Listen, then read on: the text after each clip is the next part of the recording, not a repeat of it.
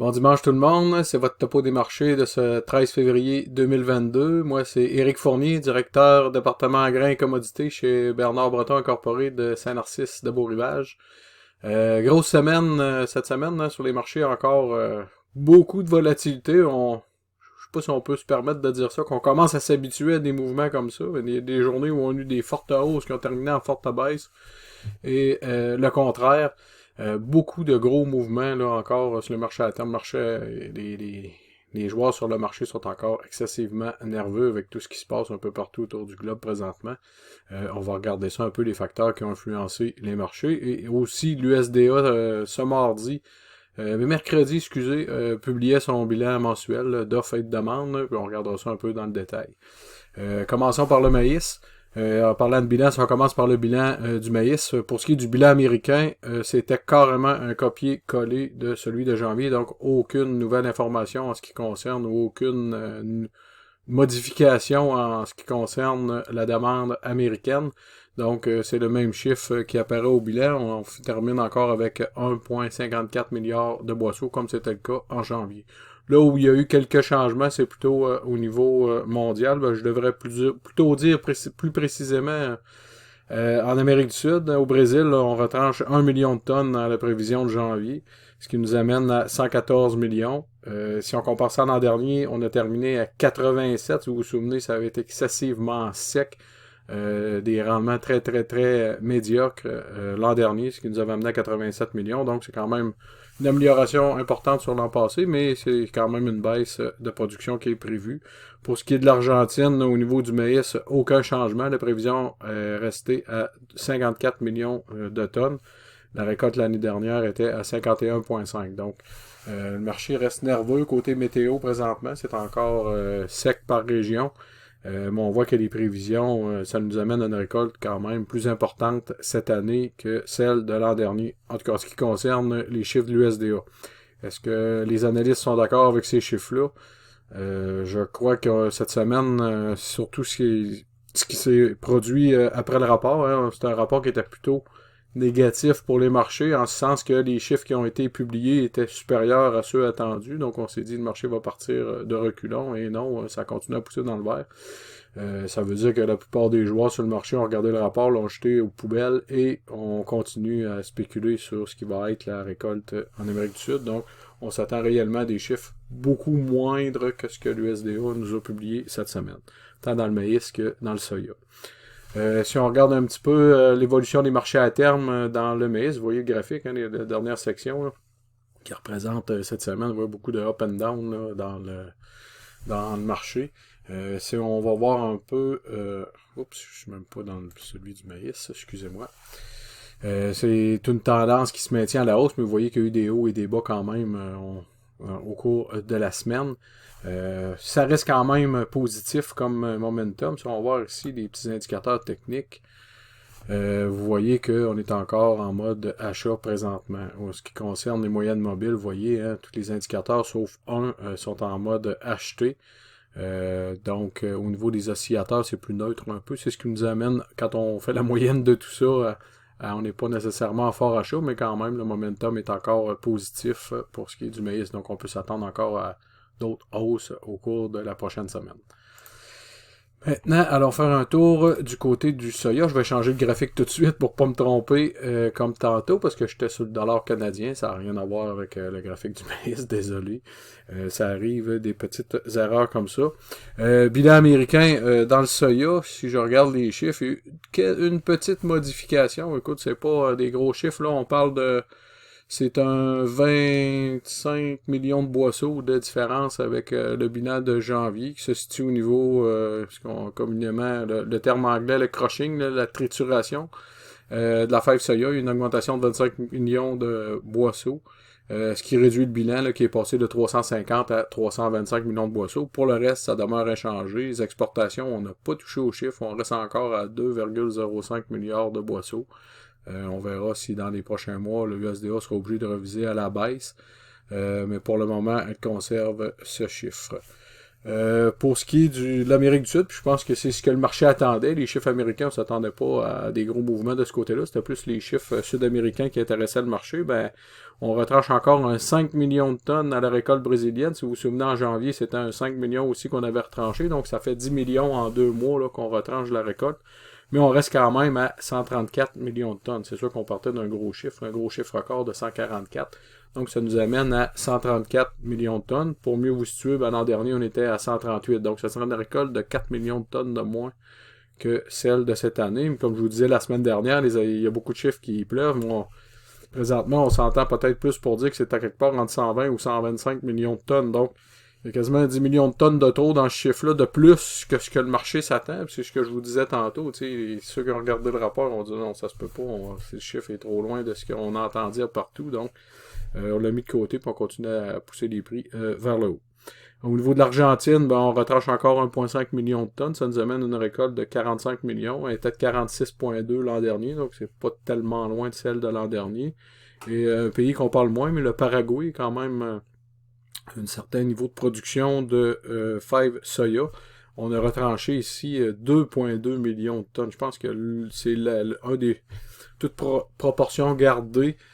Si vous regardez la récolte, là, on serait rendu à 6,3 millions de tonnes. Donc, vous comprenez que 2,2 sur 6,3, c'est plus que le tiers de la récolte qui aurait été coupée ici. Là, donc, des grosses coupures au niveau du Paraguay. L'an dernier, on avait produit presque 10 millions de tonnes. Donc, on serait à 6,3 millions. Les chiffres sont beaucoup moins gros que le Brésil et l'Argentine, mais toute proportion gardée, la coupure la plus importante était au Paraguay. Si on regarde ça au total, la production de soya de ces trois pays-là serait de 185,3 millions de tonnes cette année. L'an dernier, à titre comparatif, était de 194,1 millions de tonnes. Donc, un 9 millions de tonnes de moins que ce qui aurait été produit l'an dernier. Puis, s'il y a d'autres coupures qui viennent à s'ajouter à ça dans les prochains mois, on verra. Ce chiffre-là pourra continuer à diminuer.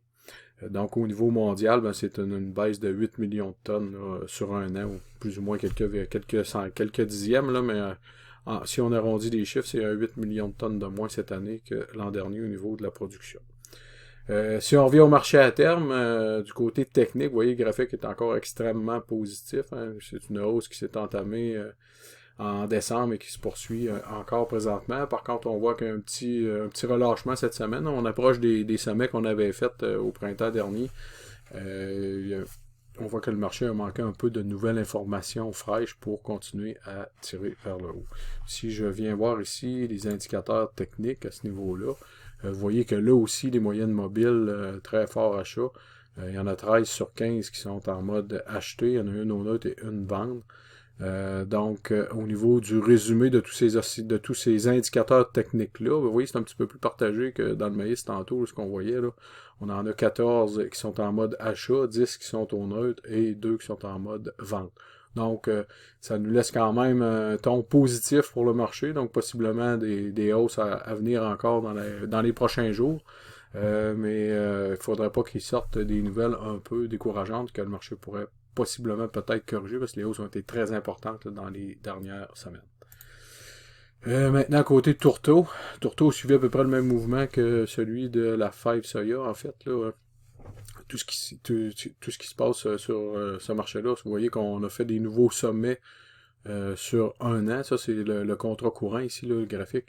On est allé jusqu'à au-delà de 460 tonnes courtes là, dans le courant de la semaine. Après ça, on a fini la semaine sur un ton un peu plus négatif. On a eu un petit recul, mais vous voyez, pour la semaine, c'est quand même un gain de 3% qu'on a réalisé encore une fois. Donc, si vous vous souvenez, dans les 2 dernières semaines, c'était un 5 et un 8, si je me souviens bien. Là, on rajoute un 3% de plus cette semaine. Donc, le tourteau a encore le vent dans les voiles présentement.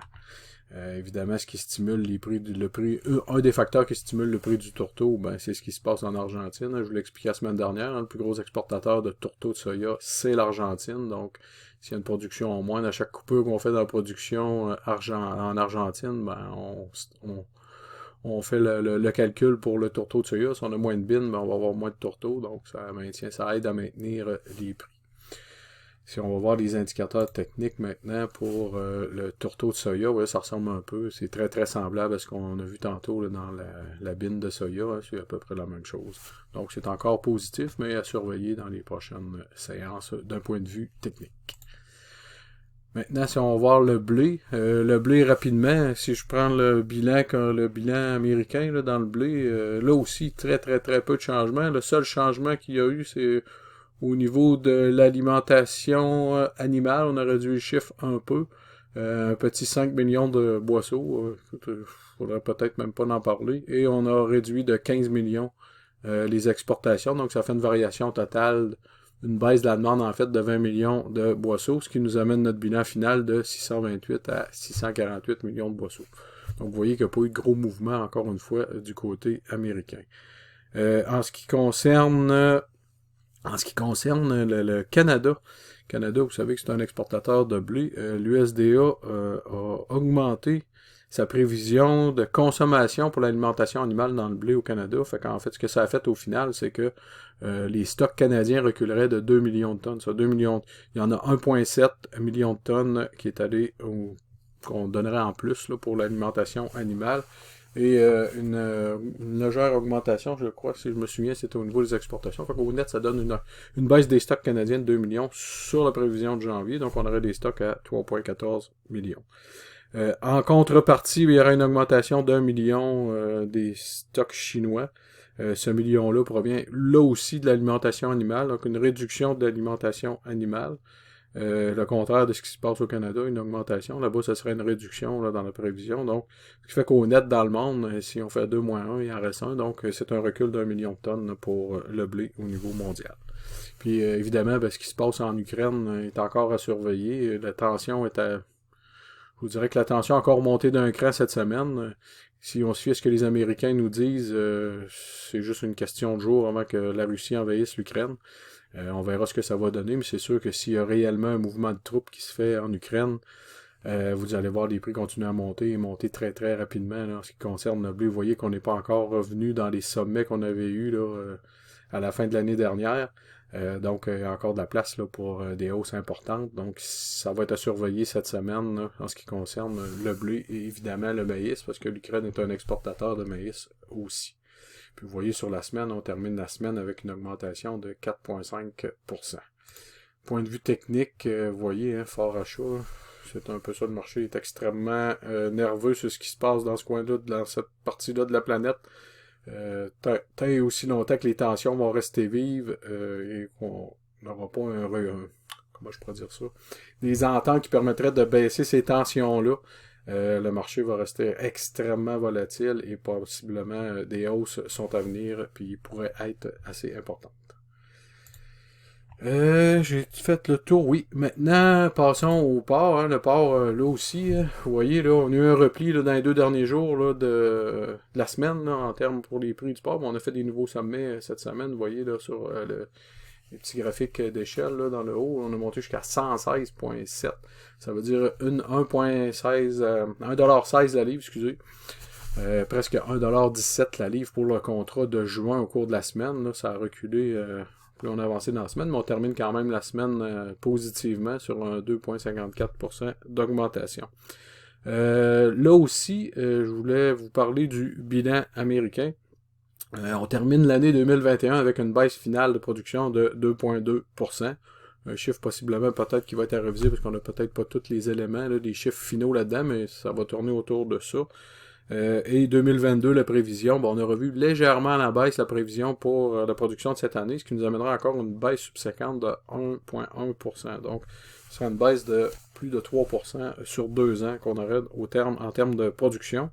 Par contre, on réduit la production, mais on a réduit la demande. On a du côté des exportations. On a revu le chiffre à la baisse pour les exportations de 2022. Ça fait 3 ou 4 rapports là, que ce chiffre-là est révisé à la baisse. Et le rapport de février n'a pas échappé à cette tendance-là. Ce qui fait en sorte qu'on a terminé l'année 2021 avec une baisse de 3,4% des exportations. Et la baisse de l'an prochain sera encore semblable avec un 3,1%. Puis il n'est pas dit que ce chiffre-là ne s'est pas revisé encore une fois vers le bas, parce que comme je vous dis, ça fait 4 ou 5 rapports que l'USDA revise ses exportations de 2022 à la baisse. Donc baisse de production, mais baisse de la demande en même temps. Donc ça vient s'équilibrer. Au niveau, ce qui était positif dans ce rapport-là, en fait, c'est sa prévision de prix. Le prix, eux autres, c'est sur une base vif là, dans ce rapport-là. En 2021, le prix était de 65 sous la livre. Là, on aurait il était de 67,29 sous la livre en 2021. Pour 2022, la dernière prévision de janvier était de 60 sous, donc il y avait une baisse importante de prix.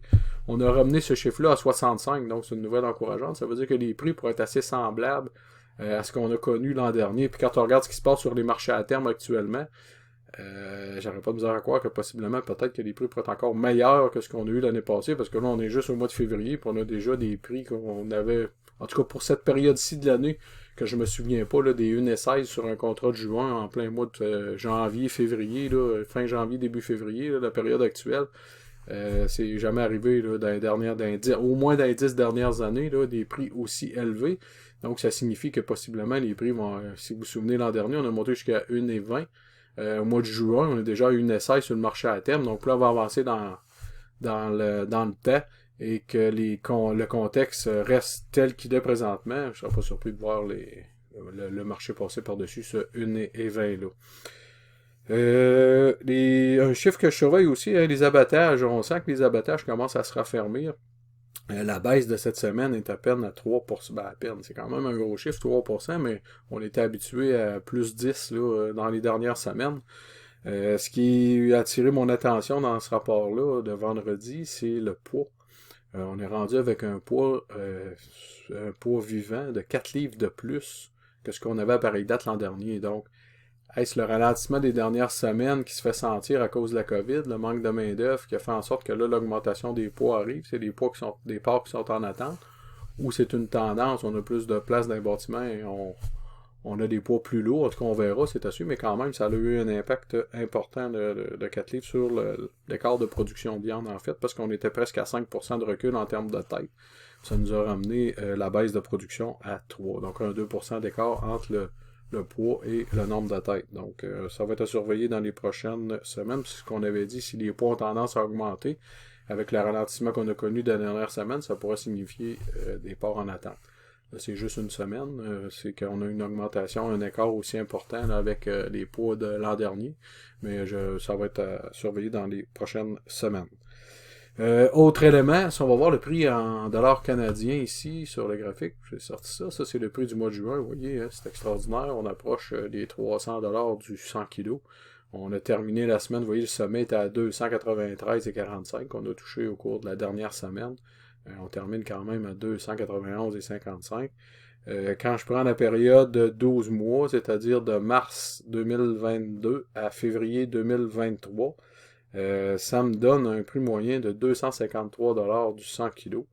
La semaine dernière, si vous vous souvenez, on était autour de 2,48$. Donc, c'est une augmentation de 5$ du 100 kg là, au cours de la dernière semaine sur la période de 12 mois. La marge, présentement, la marge sur le modèle Asra, la ferme type Asra, on aurait une marge avec ce prix-là d'environ entre 12 et 13$ du 100 kg. Une marge positive présentement. Ça, c'est beau. Maintenant, ça terminerait pour ça. On va aller. Là, je vais revenir à mon graphique du dollar canadien que j'avais confondu avec celui du maïs au début de cette petite capsule. Dollar canadien, encore lui aussi, beaucoup de mouvements, des hauts et des bas. Vous voyez le graphique, là, comme je mentionnais tantôt, on a des up and down. On termine la semaine à peu près où on l'avait laissé la semaine dernière. Vous voyez l'augmentation à 0,1%, donc très peu de variation finale sur la semaine, mais il y en a eu beaucoup en cours de route. Qu'est-ce qui est à surveiller? Là? Je pense que la nouvelle cette semaine, c'était l'inflation. Aux États-Unis, hein, on est à 7%, alors qu'on pensait que ce chiffre-là allait ralentir tranquillement. Il est plutôt encore en augmentation avec l'inflation à 7%. Ce que ça signifie, c'est les hausses de taux d'intérêt. Ils sont très, très, très, très imminentes. La prochaine rencontre de la Fed est au mois de mars, à la mi-mars. Et en tout cas, la plupart des analystes s'entendent pour dire que la première de hausse va se jouer là. On parlait d'à peine il y a quelques semaines, on parlait d'à peine de peut-être 2, maximum 3 hausses. pour l'année 2022. Là, on est rendu à 5-6. On verra là, ce que l'avenir nous dira, mais avec les données d'emploi qu'on a eues la semaine dernière aux États-Unis, l'inflation qui est rendue à 7%, il est à peu près certain, en tout cas, que la première hausse de taux va arriver dans le prochain mois. Qu'est-ce que ça fait? Ben, c'est sûr que là, ce qui va jouer sur le taux de change, ça va être le rythme de ces augmentations-là, avec le rythme des augmentations ici au Canada. Est-ce qu'au Canada, on va faire la même chose? Est-ce qu'on va monter à la même vitesse que le taux américain? On verra. C'est ça qui va faire la différence entre une augmentation ou une baisse du taux de change canadien. Si les Américains augmentent leur taux plus rapidement que nous, ben évidemment que ça va peser sur le dollar canadien, alors qu'à l'inverse, si c'est nous qui montent plus rapidement, le dollar canadien pourrait s'apprécier. Ou si le rythme est égal des deux côtés de la frontière, vous comprenez qu'on va jouer à peu près dans ces niveaux-là, là, avec un taux à 78-80, comme on a vu dans les dernières semaines. Ça terminerait pour moi pour cette semaine. J'espère encore une fois que ça vous a plu. N'hésitez pas, hein, si vous avez des questions, vous pouvez m'écrire au fournier@bernardbreton.com. Vous pouvez m'appeler aussi au 418-882-6995. Ça me fera plaisir de jaser avec vous. Et écrivez-moi surtout hein, si vous avez des questions. Là, je peux essayer d'y répondre dans la petite capsule. Et n'oubliez pas qu'on est sur YouTube, Spotify, donc toutes les plateformes là, pour vous permettre de voir la petite capsule. Bon, sur ce, je vous souhaite un bon dimanche et aujourd'hui, ben, c'est la grand-messe du football américain. Donc pour les amateurs de football, je vous souhaite un bon match ce soir. Merci, bonjour.